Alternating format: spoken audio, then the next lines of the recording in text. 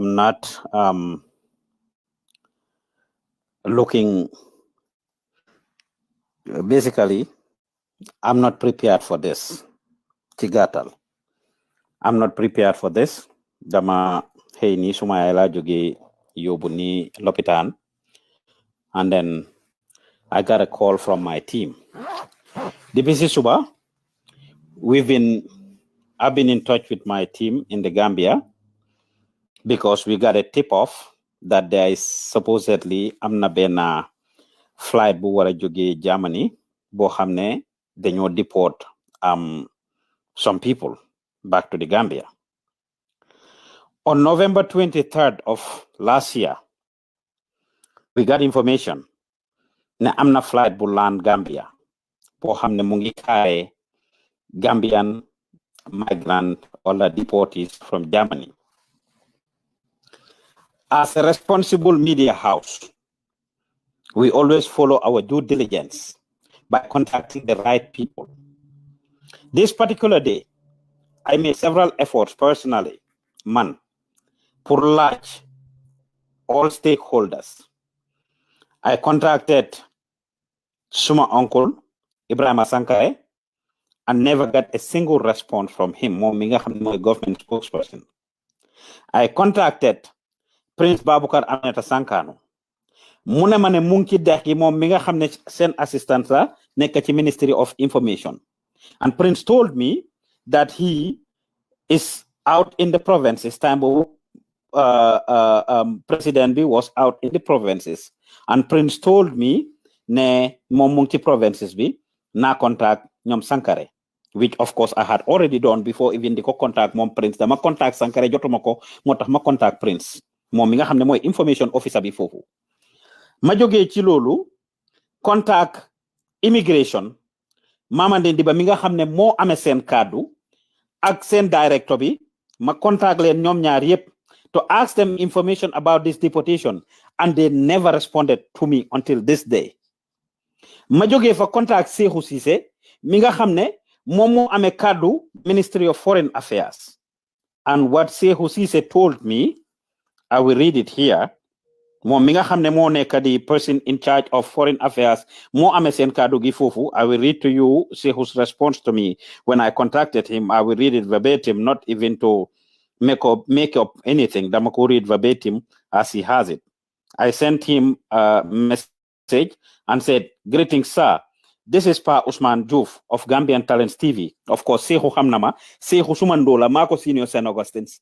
Sumandola dune xamut ma de dañ xamante ma mom. Sumandola mako senior sense. He was a promising young person, but that's besides the point, and it's not important here. I still, in as much as I know him and he knows me, I kept it professional to reintroduce myself to him.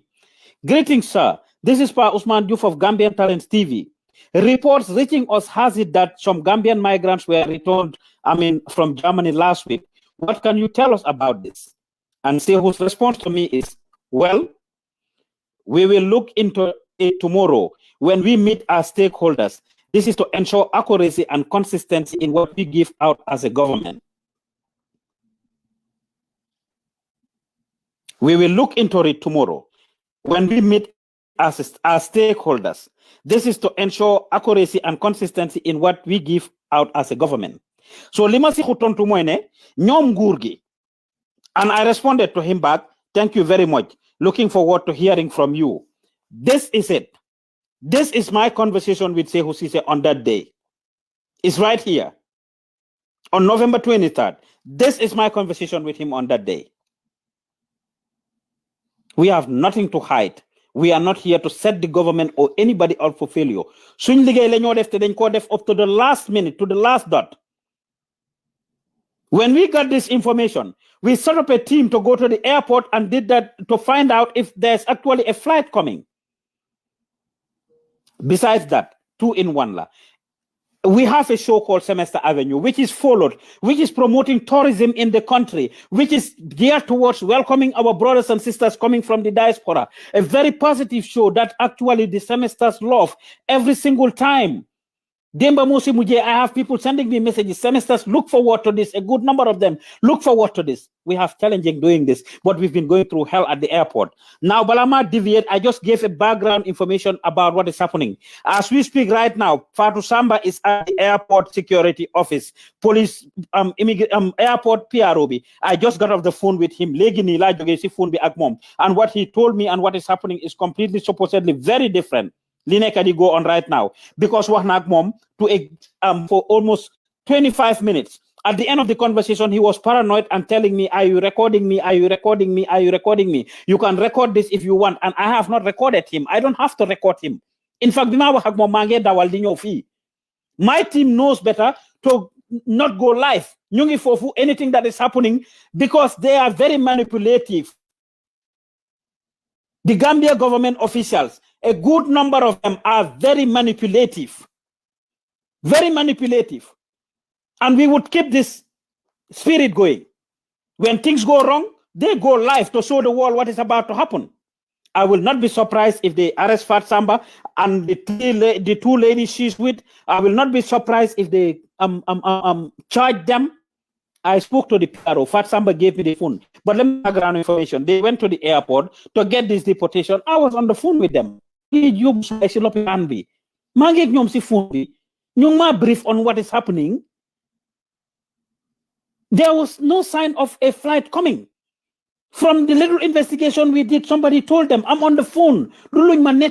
Somebody told us that I'm in Nenchek in the old terminal. They went there to capture this. So Fekene, the media in the Gambia is to be what it is. We must be interested in public and human interest stories. This is a big thing. This is a big thing. My team knows better. And when I say this, when I do programs on deportation, I say it. Government in Gambia, from deporting anybody they want to deport. They cannot. Any de gabubuga deport Gambians. I'm gonna right to deport them. Why in that government be amning responsibility towards easing this, delaying it, negotiating for a good package, pursuing nini? Yes. It's diplomacy. Munne negotiate good deals for our youth who risk their life to go through the back way. We do a fair and balanced reporting. The sungen baye xel di ngeen gis lolu lu bari. Now Fatu Samba is being interrogated right now. I was on the phone with them throughout this process. When her phone rang, when she got the phone, immigration, not immigration, but Mr. Dibadi airport PRO, and he took the phone and said, "Why are you disturbing my people?" Without asking any question or having any conversation. And Fatsamba told her, before you talk to me, sir, before I'm call like why are you disturbing my people? Can you tell me who you are and what you want and the like? He got mad and said he's going to send the police to come and arrest them. The conversation kicked off, and that's when Man Malen them live. I told them to go live because they can be manipulative. They went live to actually show you everything that you are seeing and their interaction with the police. Man Malen bobo. That's what needs to happen. Now talk hard. And they should not give them any information because anything they say can be used against them in a court of law until we talk to our lawyers and then we contract them. Fallen talk, man si phone be PRO bi ñew Mustad di wax ak Fat Samba, they could not make any headway. Fat Samba jox ma telephone bi ma wax ak mom. But I will say it for the record. We have been told that he and them the airport bi ñu ñoo planal ñu ñoo fexel ci suñ semester avenue bi ñoo def. A reliable source had informed us that they said na ñu ñoo planal ñun did make us relent because we are not going for anything bad at the airport. We are going there to show our brothers and sisters that are traveling back to the country. People who chose not to go to Dubai for vacations. People who chose not to go to India for vacations. People who chose not to go to China for vacations. People who chose not to go to Hawaii for vacations. Instead, they work hard a year and decide to come to Gambia. We want to welcome the tourists who are coming to the country. And we ask them, naka sa holiday lan nga pare pour def lan nga gëna na ma ci dekk bi lan motax nga ñëw Gambia kañ nga fi geej. We ask them these genuine questions.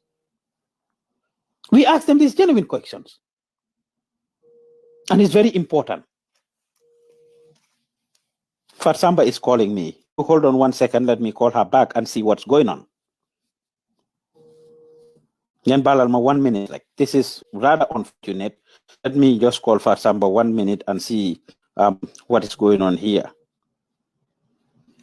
I wouldn't be surprised if they are arrested because they've interrogated them. I have spoken to the PRO of immigration and whatever happened. Limma wax si saa si bala ma tek telephone bi dañ ko forcer ne na génn that she's recording them. They started intimidating them. Hello Fatou. Mangi live, what's going on? Are you guys okay? Yeah, I am okay, but then one of them said the people of the Gambia. Yes, I think this is echoing. What I'm saying is echoing. Will you mind pause? Yeah, I am okay, but right now they're also watching your program, so everything I am saying is echoing. I am not hiding because what hurts me is I was on the phone with the PRO. Yeah. He gave me authority, and the next minute I had him over the phone telling them that he had spoken to me. I asked him, can we write to them to fix what is broken? Man nekuma di ko fenal anything. Right now, they both want to ask me a few questions. They can ask you whatever question. I told him I want to have a conversation, and I will say exactly what happened to me and him. I didn't record him. I don't mind. They can watch me whatever they want to watch me on. They want us to delete the post or else remove the post according to what they say. I can just hand it over to PRO. You can hand him the phone. You can hand him the phone. I am live and my conversation with you is live. You can hand him the phone.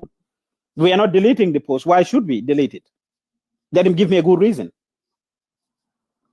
Mr. Gu. Yes, sir.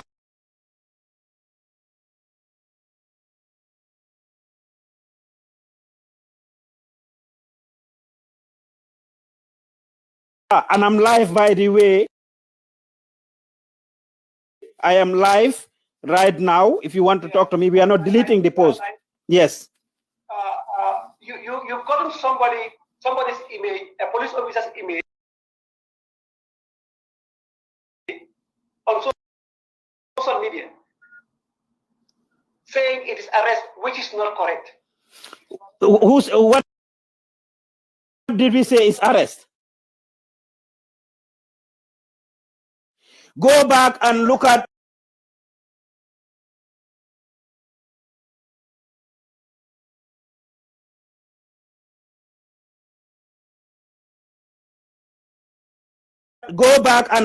the post.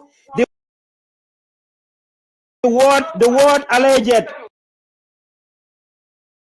Go back and look at the post. The word alleged is there. Alleged is there.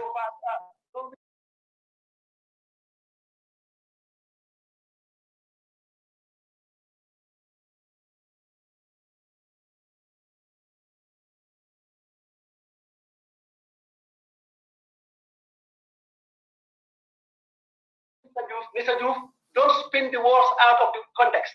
We all understand alleged arrest. The arrest is not supposed to be there. Part will tell you she wasn't arrested. Part will. Are you arrested? No, I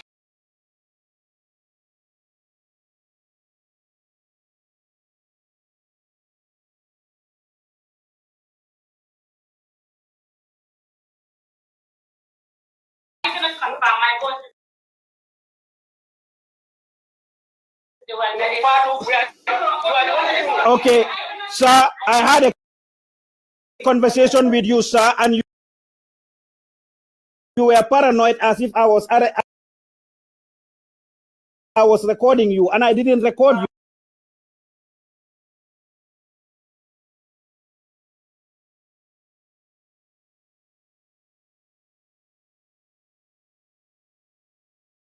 you. I was in my car driving down to my office. I told you we are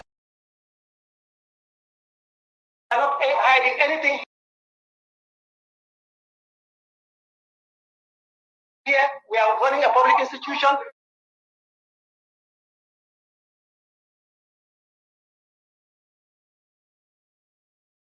We just want to be plain on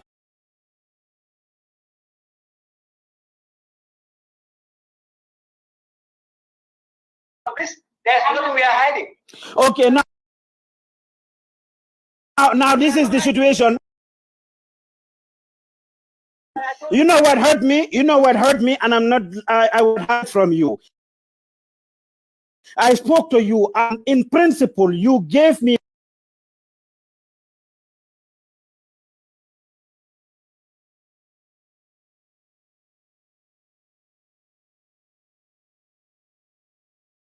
permission to say that if we are coming to the airport every Wednesday, we should just send you, call you if we don't get hold of you. I said, how about if you are not available? You said, send me.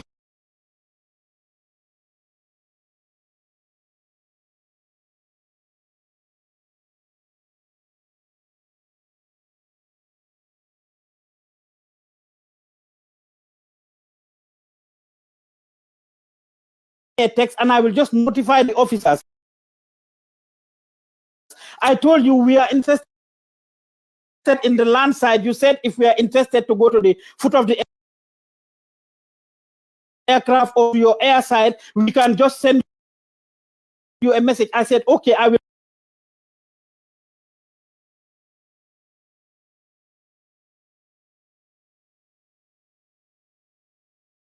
tell my team this. But when I didn't hang up the phone. I didn't hang up the phone. Let me say this, and I have you talking to them, your people, and telling them that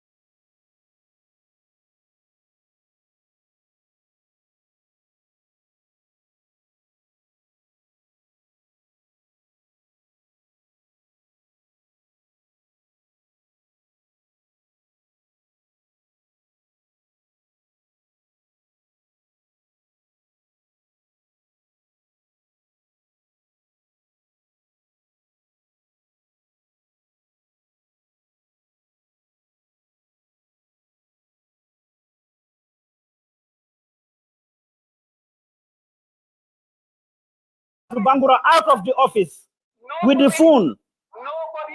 Nobody is interrogating Fatu. Fatu is sitting down here.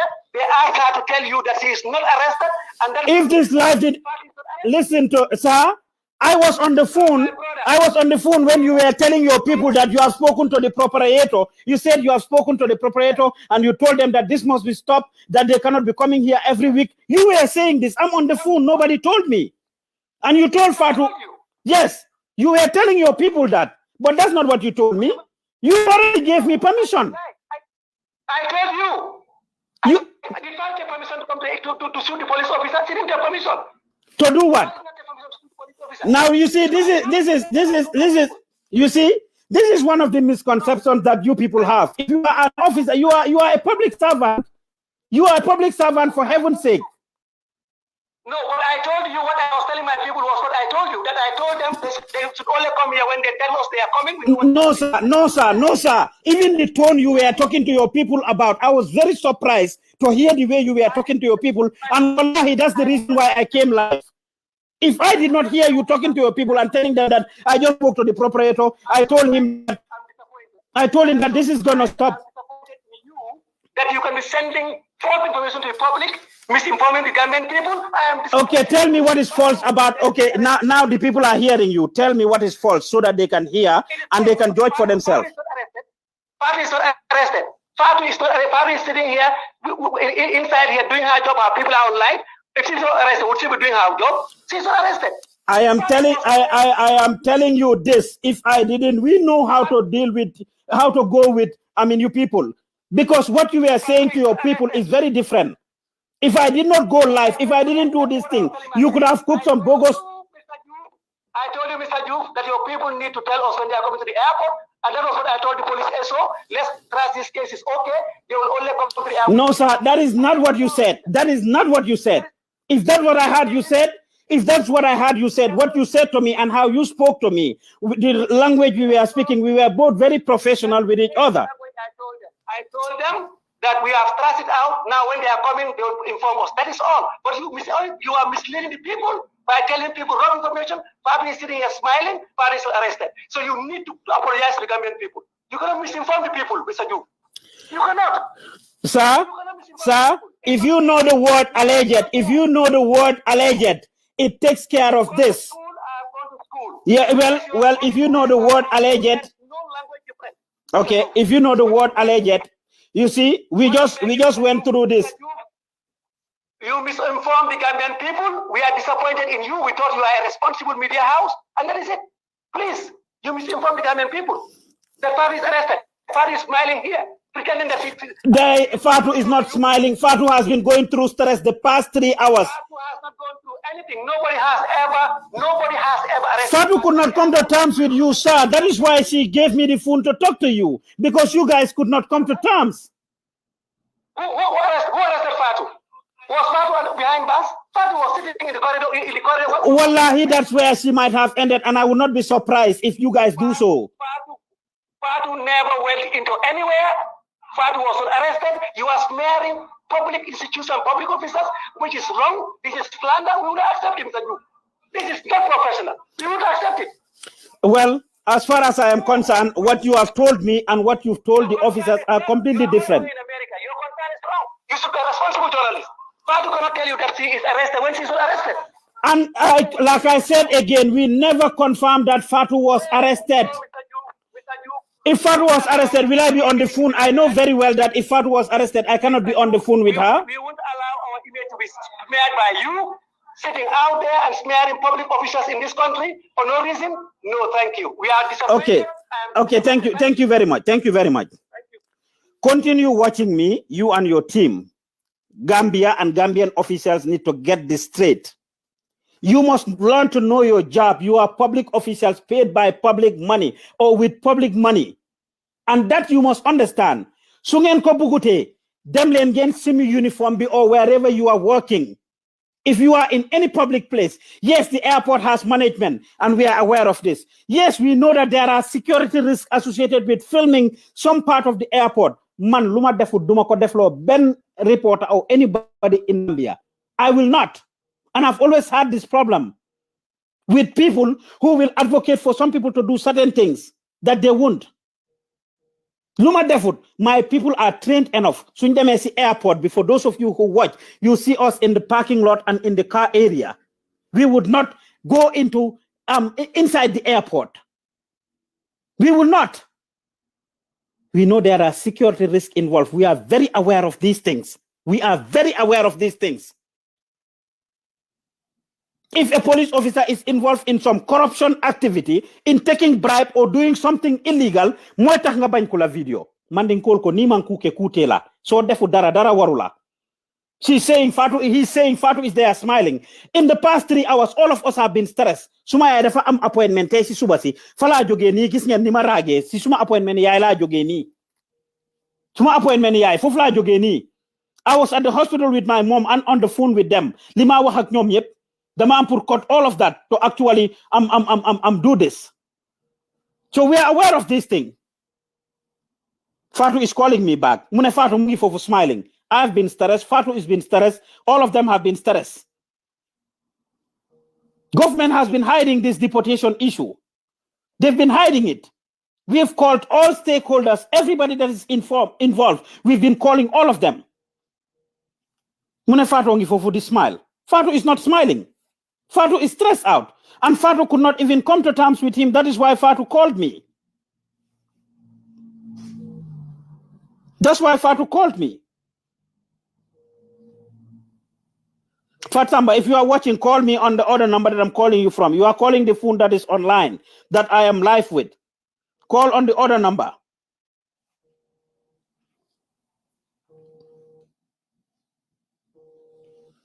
Ngeen balal ma Fatamba mo nekk non di call back to back. Ngeen balal ma rek 1 second. I've been stressed out. Fatu have been stressed out.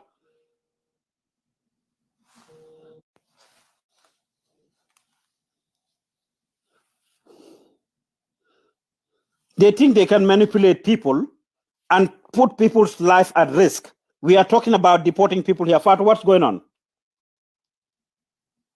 Yes, Fatu is not around. It's Salimatu. They just asked Fatu to step out right now. So they asked her not to leave the station. She's sitting outside the room there. They say they want to discuss within themselves. Let them discuss within themselves. As you can see, this is why I came live, because I anticipated that they will arrest her. Few months ago, last year, 2 months ago, with City 45 in Basse. Few months ago, they think they can joke with people's lives. Fatu has spoken to his assistant. Fatu spoke to his assistant.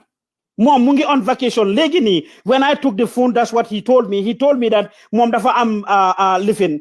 He told me that he was on vacation. Mungi si car park bedi defal motombi, and he has to leave that to come here and address this issue. That's what he told me. Fatu has spoken to his assistant, and we have the record to show that Fatu has spoken to the assistant. It's Salimatu Bangura that's on the line. Mom la nekka di waxal ni. Ñom ñetti young reporters ñoo nekk fofu. Salimatu Bangura is supposed to do the video work. Fatu ak am kele ñoo anda am Mariama bi Fati ñoo anda fofu nono. I was on the phone with them. I got a call from the office.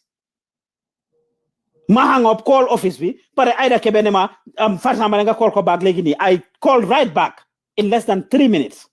Mangi yobu suma lopitan. For the past 3-4 hours, we've been dealing with this back and forth. Because flight we was supposed to land at living at 4 p.m. La flight we were to land from what we heard. And before we left, they went with all the right questions that they needed to ask. All the right questions that they needed to ask. So I will not be surprised if they arrest them, and that is what I am trying to prevent. Let them arrest them. We are not relenting on this. And we are not doing anything wrong. We have not taken anything that's a security threat to the country or whatsoever. It's rather unfortunate. What is going on, Salimatu? Yes, she is still sitting outside there waiting for them. They're still discussing inside the room. Yes. So for the record, they will come out and cook a bogus story about her. If today jangana de gana angale komninko we use the word alleged. It is intentional because it is not confirmed. It is not confirmed. And what has reached us that planal them airport, we already had this from 2 weeks ago. am na ku ñu ko wax so ñu ngi anticipate lii ba tax Fatou ak gaay bu ga ragal lii la ñoo def di damma laafi nit ñi benn we are not going to be intimidated Salimatu, don't be scared. I have put this in the minds of my people. We are not doing assuré defuñ dara lu wrong amuñ dara lu ñoo ragal charge them, frustrate them. She's been called inside again. Waaw oo nañ ko pour mu dem si biir exactly ñu ngi ko oo mu dem si biir. I would not be surprised if they cook some bogus charges against her. Let them go ahead. I don't know what is misleading about that su fekkee ne dégg nañ angale. Let them go ahead. I would not be surprised. 345 was arrested. Yeah. And right now, the current situation, they're asking all of us to leave so that she alone can go inside without no gadget, no phone, no anything. Yes. One of my colleagues who was sitting there inside to check up the gadget, she has also been asked to leave. Okay. So ñu suñ ko yóbbu in communicado mooy loolu suñ ko réerale already for the record she's been called inside whatever they want to do with her jamono jooju dafa passé Yaya Jammeh moo doon def loolu jàngal leen use leen seen brain yi ngeen jànga su ngeen tisutee luy xew si TRRC bi dara du leen doyaat the past last year alone. And also information has been reached to me that one of the officers, the officer lady wanted to seize her phone. Okay, then Buga sees phone ambi. Fatu knows better. Her phone has a lock. Even if they get the phone earlier, in fact, it had happened. I was on the phone when the officer came and told her to give her a phone. And I told her, Fatu Neko, wahalak suma boss. And I told her, I don't have to talk to him, but you can tell him what right does he have. Ban lua si constitution in Gambia, mo wakne, danko osa phone bi. No law in Gambian constitution said you must give her your phone. Give them your phone. Then xamut li ñoo def rek suñ ko xamé duñ laaj nit sa téléphone. And Fatou knows better to give them her phone. So len ko joxe tamit wala ñu forcer ko jël ko duñ mëna access anything because the phone has lock. Ñun ñep suñ téléphone yi dañ ko lock. They cannot access anything and Fatou has not recorded anything on the phone. Instead she went live. Mané ñun li ñoo def nobu wuñ ko té dafa set. Li ñoo def nobu wuñ ko té dafa set. Dafa dem live. Xana nak ku yor di saxat nak di Olof Njaay di wax ne ku dee si marché yaa tàggee sa boppa su doon ñun dañoo nëbbu dañoo sneaky duñ dem live anything they need to see and everything they need to see is in that live video. It's in that live video. If you are a public officer, a police officer, go and do the thing that you need to do. They are trying to be sneaky. Indian flight for the last time. They brought a flight the last time that carried migrants. Government officials in Yimaric out to Yip, they all refuse to get back to us. All of them refuse to get back to us.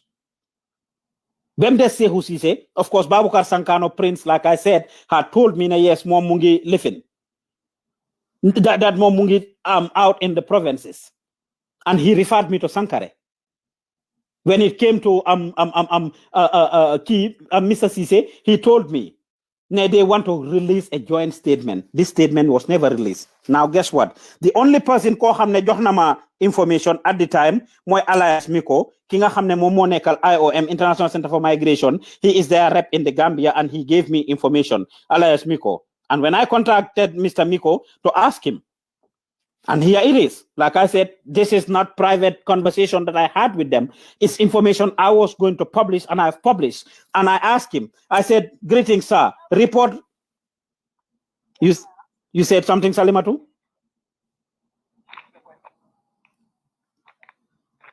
You said anything, Salimatu? Okay. So I asked Elias, I said, reports reaching us has it that some migrants were returned from Germany last week. Do you know anything about this? And his response was, good morning. There was a return last week in which IOM was requested to provide support in the form of post-arrival assistance. Post-arrival assistance, in bracket, pocket money, medical, and social screening, etc. And eventually reintegration assistance. Yes. Yes, she has just been released right now. Well, yes.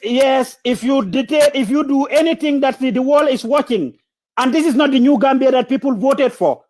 Sungen Kodefe is not good for you, it's not good for the government, it's not good for the Gambia. She's not to be arrested, she's just doing her job. And we are not apologetic for this. We are not. apologetic for this. Suñ liggéey la ñoo def. So to try to correct lan moo tax ñu téye ko lan moo tax ngeen dem di mettil suñ liggéey. We didn't go there for this. We went there for the deportees. We went there for the deportees. We went there for the deportees, for heaven's sake. So I was reading what Elias Miko said. He said that there was a return flight last week in which IOM was requested to provide support in the form of post-arrival assistance, in bracket, pocket money, medical and psychosocial screening, etc., and eventually reintegration assistance. Mune loolu la IOM di provide. And I said, thanks. What did the flight, what day did the flight arrive and how many people were on it? Munema, unfortunately, this is not for IOM to confirm, as the details of the, let me pull the other screenshot here. Unfortunately, this is not for IOM to confirm, as the details of the return are a matter of state-to-state affair. Mando gim mando. Nyom IOM, nyom organisation tubabi, anything lo xamne nyom la concern, ansal namako. Why anything lo am pour def nguri Gambia daf marifa. Listen back to this. Maneko, can you tell us the agenda? How many males and how many females? Monema untotuma. Maneko, how much did IOM give them, each of these returnees? Monema, as with all returnees, we provide an allowance of around 65 euros in Dallas. 65 euros in Dallas. We also provide an accommodation allowance to them. Maneko, can you tell us the agenda? How many males and how many females? Munema, again, unfortunately, this is not for IOM to confirm, as the details of the returnees are a matter of state-to-state affair. Lola mawa. Masenar ko message, like koneko, how much money did you give them? Munema, around $2,500. 65 euros. This is what IOM gave them. 65 euros, $2,500. Provided to how many people? Zakolaj. Munama, again, these details are not for IOM to confirm. This ngeen tubaab bi de. Wala whatever nationality or place is from. Lim xam mom, li involve institution am, li involve fi mo liggéey dina ma ko wax. Am na ñuñ delloo si o nañ ñu dem nañ joxe nañ fofu 65 euros each muy $2,500. Maneko, and is this a one-time thing or is it a monthly thing? Munama, what do you mean? Munama, again, at this stage, all IOM can confirm is that we were requested to provide assistance to the returnees, which we did. Mando gim mando. IOM contact nañu wax nañ ñu provide assistance to the returnees, and we did. Maneko, the support you provide to the returnees, is it monthly thing or is it a one-time thing? And by the way, Tilako request, is it possible to have an interview? And he said no. But now guess the last statement he sent me. Maneko, let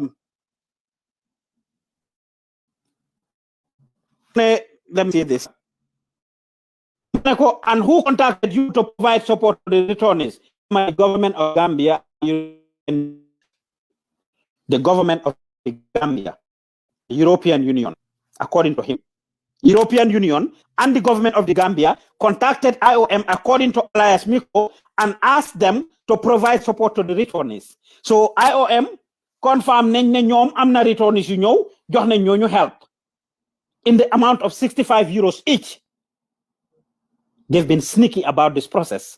A couple of weeks ago or last week, the government be the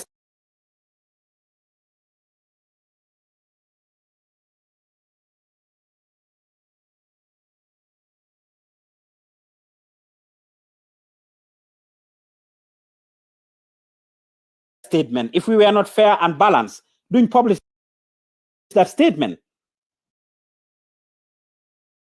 When we got this, say who say, I've said it before. Wana len ko siga na len sumando la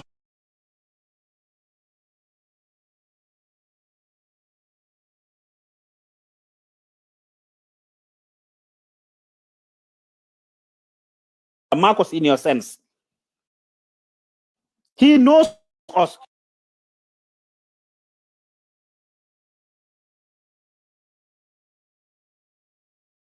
He has every way of reaching. Yes.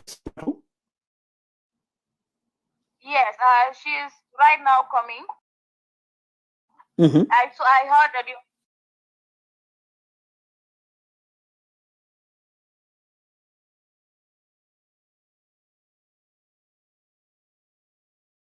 officer lady saying that new Fenrek in Wolof, new Fenrek, Amulo Media Gambia, rule, they were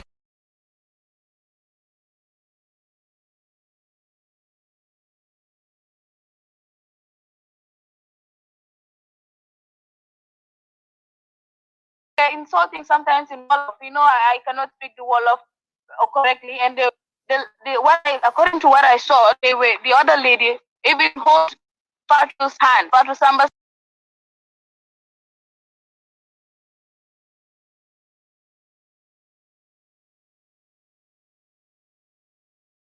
hand, trying to remove the phone from her hand forcefully, but she refused, and they were like insulting new Fenrek, new to like Gambian media.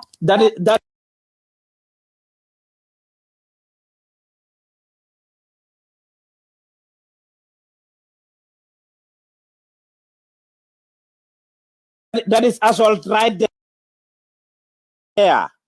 Telephone la personal property la munuñ ko forcer pour jël ko ben loi Gambia joxut leen doole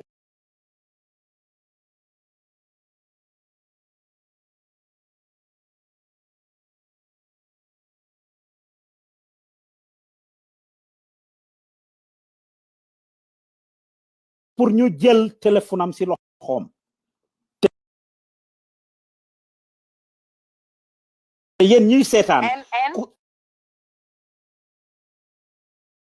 Fatu refused to speak. She didn't say anything, but for them it was like a very big thing, like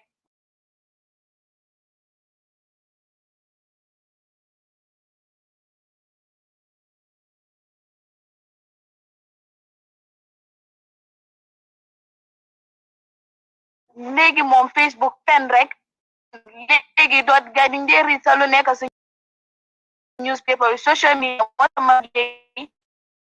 according to what they are saying, from what I heard,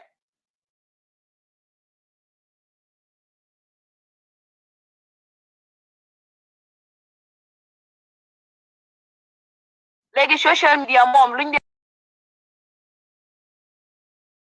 de wax yëpp du dëgg. because around just like I was saying, if at the end of the day ñoom ñu am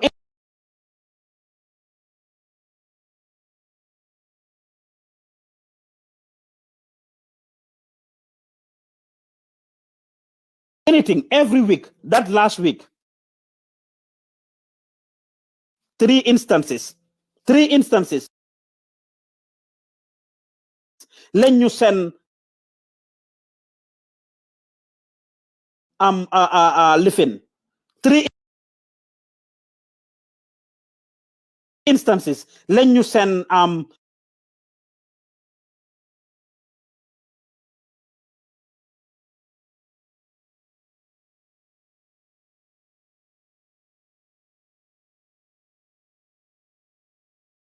report coming from the Ministry of Foreign Affairs about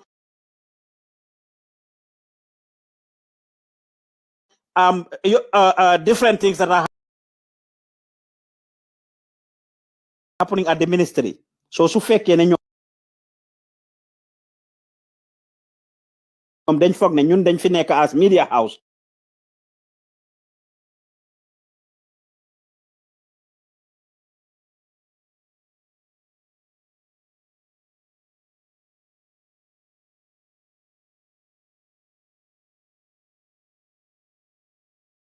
lu leen favor lu ngeen bugg a public bi xam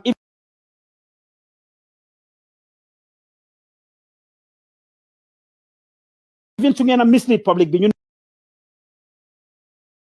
ñu publish loolu is fair and balanced loolu mooy seen version waaye that doesn't mean ne ñun duñ def suñ investigation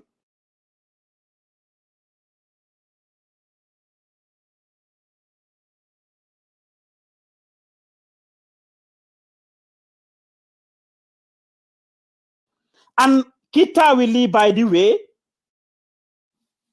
for the record ki nga xam ne ñoo contact the airport PRO pour mu ñëw happens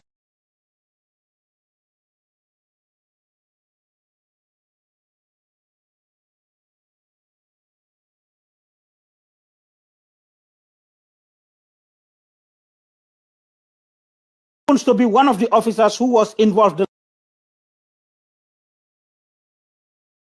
last time they push ñoom Fatou ak yeneen journalist yi nekkoon ci airport bi time bi ñoo deport those people 2 years ago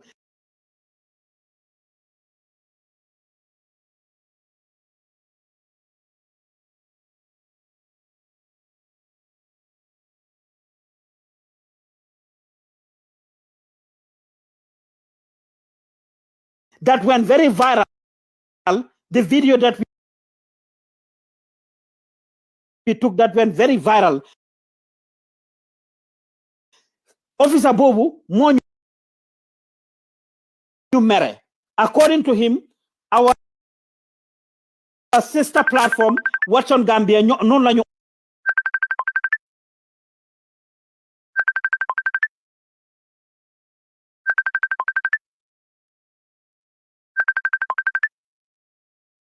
oye sax ne Watch on Gambia ñi ñooy liggéey Watch on Gambia ñoo publish suma video bi lii and Fatou had to correct him that we are not working for Watch on Gambia we are working at Gambian Talent Promotion because Watch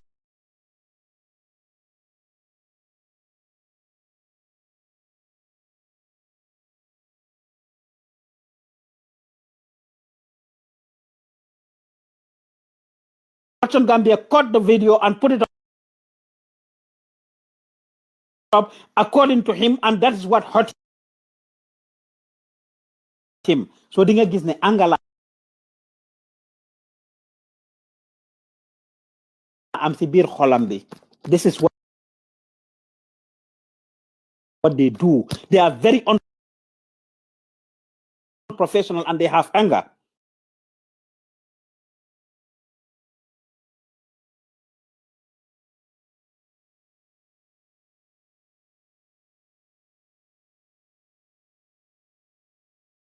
and earlier was trying to